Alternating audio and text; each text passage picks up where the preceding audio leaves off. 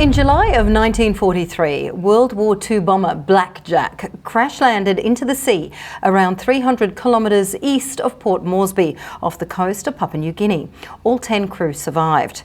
But the wreck itself is hard to access, leading Curtin University's Associate Professor Andrew Woods and his team to create a detailed digital 3D model. Andrew joins us now. Andrew, welcome. Great to have you with us. Tell us about this 3D model and how it was created.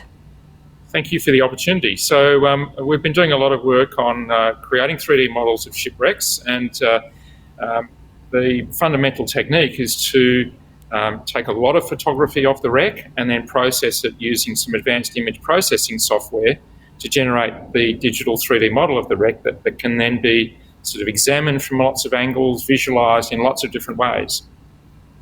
And we're looking at this 3D model behind you, on the screen behind you, Andrew. Is that right? I mean, it's quite incredible, the sort of detail that you can see.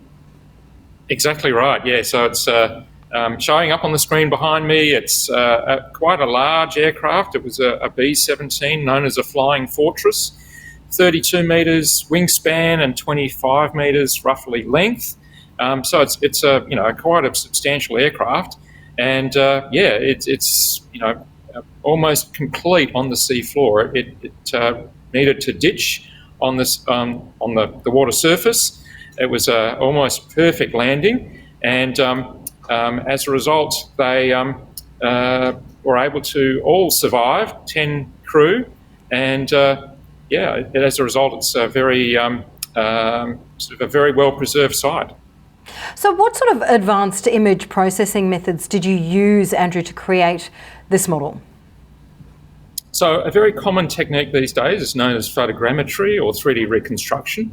Involves processing lots of individual images of an item you're interested in. It can range from terrestrial things like roadways or mines, or equally shipwrecks.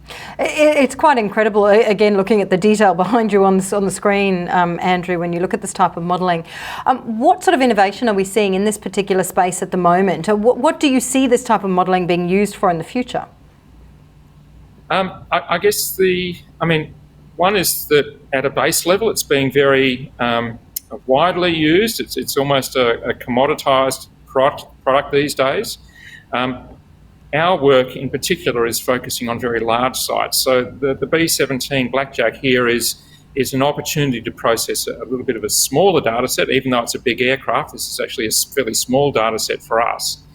And the innovation that's occurring with our work in particular is being able to process much larger sites. So one of the more famous wrecks that we're working on at the moment is the HMAS Sydney.